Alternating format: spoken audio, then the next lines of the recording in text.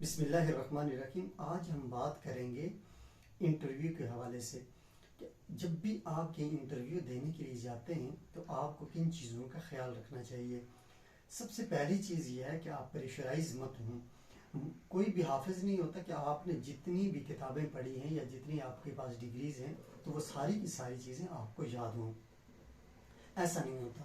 پھر یہ بھی ممکن نہیں ہے کہ جو انٹرویو لینے والا ہے تو اس کو وہ ساری چیزیں آتی ہوں۔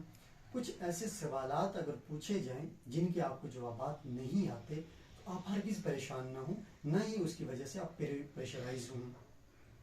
کبھی کبھی ایسا ہوتا ہے کہ انٹرویو لینے والا محض آپ کی تھنکنگ یعنی کہ آپ کا مینٹل لیول چیک کر رہا ہوتا ہے، اس سے وہ جانتا ہے کہ آپ کتنے پریشرائز ہوتے ہیں یا آپ معاملات کو کس طرح سے ہینڈل کرتے ہیں۔ اگر آپ کو کچھ نہیں آتا یا آپ اس کے حوالے سے نہیں جانتے تو آپ ایک تحمل مزاجی کے ساتھ، بڑے خوش سلوکی کے ساتھ اور اپنے کانفیڈنس کو برقرار رکھتے ہوئے آپ انکار کر دیں کہ میں اس بارے میں نہیں جانتا یا نہیں جانتی۔ دوسری بڑی اہم چیز یہ ہوتی ہے کہ جب بھی آپ انٹرویو کے لیے بیٹھتے ہیں یا آپ باس کے سامنے یا جو انٹرویو لینے والے ہوتے ہیں اس کے سامنے آپ جب انٹری دیتے ہیں تو وہ آپ کی حرکات و سکنات کو نوٹ کر رہا ہوتا ہے۔ کوئی بھی آدمی ایسا نہیں ہے جو آپ کی فزیکل جو انٹرٹینمنٹ ہے یا آپ اس کو جو اٹھنا بیٹھنا ہے اس کو نہ نوٹ کرے۔ اور آپ جب موسٹلی ایسا ہوتا ہے کہ جو لوز کانفیڈنس رکھنے والے لوگ ہوتے ہیں وہ بھلے ان کے اچھے سے اچھے نمبر ہوں، وہ انٹرویو کے لیے جاتے ہیں تو ان کا جو بیٹھنے کا سٹائل ہوتا ہے، ان کا جو بات کرنے کا سٹائل ہوتا ہے تو وہی وہ بتا دیتا ہے کہ وہ کتنا کام کر سکتے ہیں۔ اس لحاظ سے کچھ اہم چیزیں ہیں کہ جیسے میں نے پہلے ذکر کیا کہ پریشرائز نہیں ہونا، کہ اگر آپ کو سوال آتا ہے تو ٹھیک ہے، نہیں آتا تو آپ بڑی تعامل مزاجی کے ساتھ اس کو بتا دیں کہ اس کے حوالے سے مجھے علم نہیں ہے۔ دوسری یہ چیز ہے کہ آپ فوراً سے کسی بات کا جواب مت دیں اور ایسا جواب نہ دیں کہ جو ٹاپک سے ہٹ کے ہو۔ اگر آپ سے کوئی بات سوال کیا جاتا ہے تو آپ محدود جواب دیں، نہ کہ اس کے اوپر ایک بے دریغ تبصرہ کرنا شروع کر دیں۔ میں نے اس شارٹ ٹائم میں یہ دیکھا ہے کہ اگر کسی سے سوال کیا جائے تو جب سوال کرنے کے بجائے انٹرویو دینے والا اس کے اوپر بے تحاشا تبصرہ کر دیتا ہے۔ اور پھر تیسری یہ چیز ہے کہ آپ اپنی ریکوائرمنٹ کے مطابق آپ کہیں بھی جب انٹرویو دیتے ہیں تو آپ اپنے سبجیکٹ سے ریلیٹڈ رہیں۔ اگر آپ سبجیکٹ سے ہٹ کے ادھر ادھر کی باتیں کریں گے تو یقیناً اس کا بہت غلط اثر پڑتا ہے اور یہ ساری چیزیں نوٹ کی جاتی ہیں۔ اور اس کے ساتھ ساتھ سب سے اہم چیز آپ نے یاد رکھنی ہوگی کہ آپ جس وقت انٹرویو دے رہے ہوں تو اس وقت آپ اپنی آئیز، اپنی فیس امپریشنز کو نہایت متعامل رکھیں تاکہ اس وقت آپ جو انٹرویو جو آپ کا لینے والا ہے اس کے ساتھ آپ کی جو فیس کمیونیکیشن ہے یا آپ کی جو اسمائل کمیونیکیشن ہے، آپ کی فیس ریڈنگ ہے تو وہ اس کو جج کر سکے اور اس سے وہ متاثر ہو۔ یاد رہیے کہ پورے انٹرویو میں کوئی آپ کی ایک بات یا آپ کی مینٹلی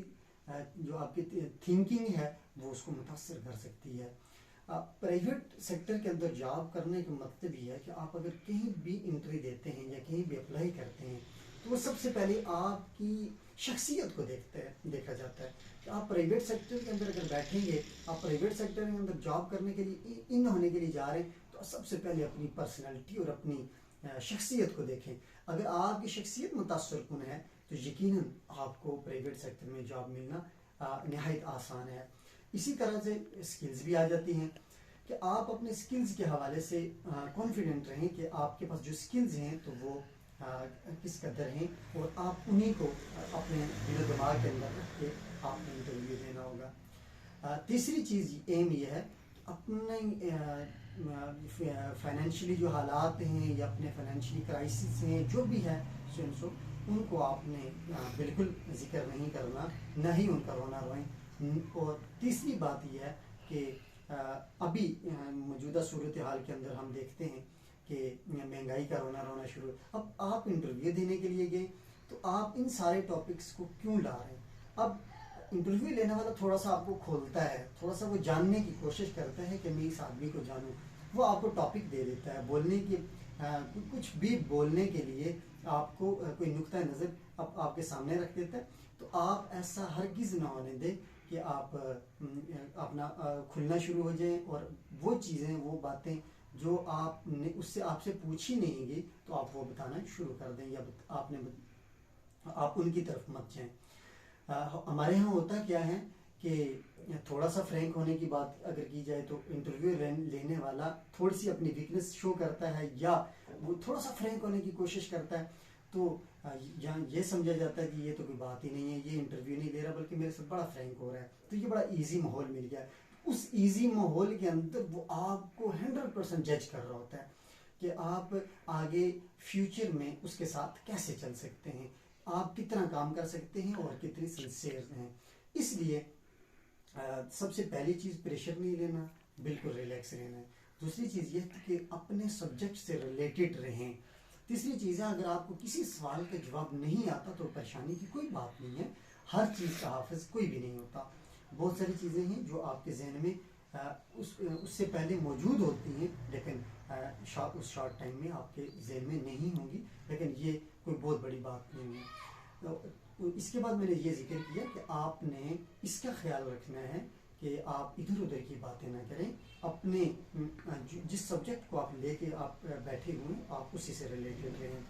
اور سب سے اہم بات یہ ہے کہ آپ اپنی کمزوریاں مت گنیں. جب آپ اپنی کمزوریاں اور اپنی ناکامیاں گننا شروع کر دیتے ہیں تو آپ کی کمزوریوں اور ناکامیوں کو دیکھتے ہوئے اگر آپ کوئی اچھا کام کر بھی سکتے ہیں کسی کمپنی کے لیے، کسی ادارے کے لیے، تو وہ اس وقت یہ ذہن میں رکھتے ہیں کہ اگر یہ اتنا بزدل اور ناکام انسان ہے تو کہیں یہ ہمیں بھی نہ گرا دے. تو ان ساری چیزوں کا خیال رکھتے ہوئے آپ نے مستقل مزاجی اور بردباری تعامل کے ساتھ جس کو بھی انٹرویو دیں، جس سے آپ کی کمیونیکیشن ہو رہی ہو، تو اس کو آپ جواب دیں تاکہ وہ بہتر فیل کر سکے اور آپ کی شخصیت سے متاثر ہو سکیں. تھینک یو سو مچ. اللہ حافظ.